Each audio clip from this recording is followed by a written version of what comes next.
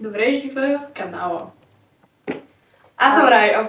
Аз съм Иван и днес ще анбоксваме ето този LED прожектор. Ще му правим един анбоксинг, бърз тест и ревю.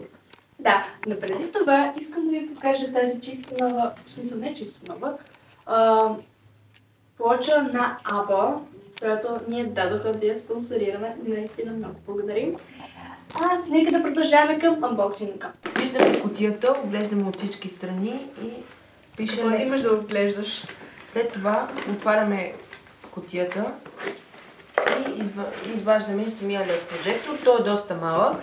В комплекта са ни дали ето такова зарядно. Дали са ни също такова зарядно и ето това е дистанционно. Да, и ето това представлява прожектора. Много е малък. Това е дистанционното, с него може да го включвате.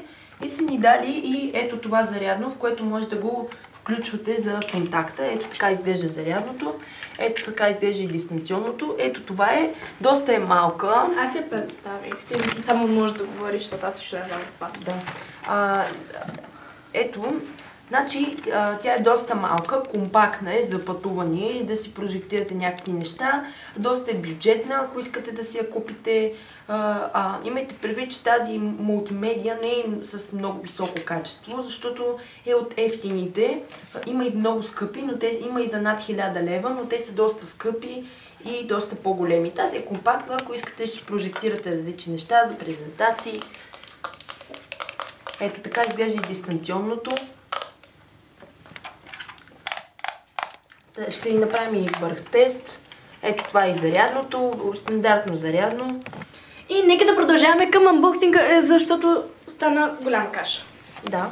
Сега ще гледате отказ от анбоксинга на грамофон X-Smart, как прожектира мултимедията.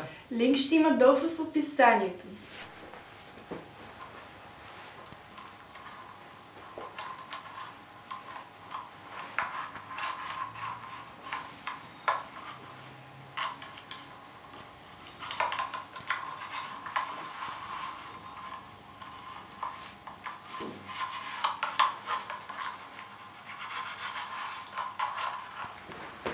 Сега отворихме вече.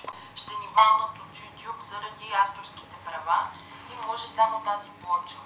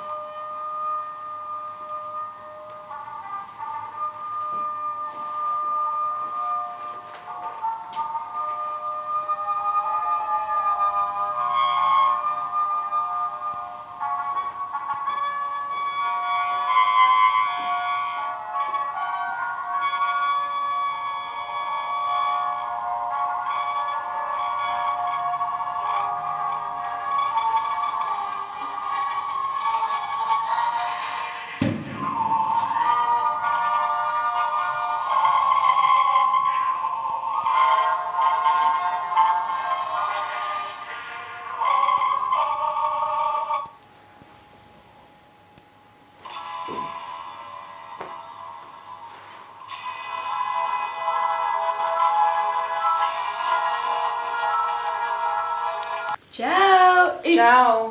Не забравяйте да последвате канала. И да оставете по един лайк и не забравяйте да се абонирате за моя канал. За двата ни канала.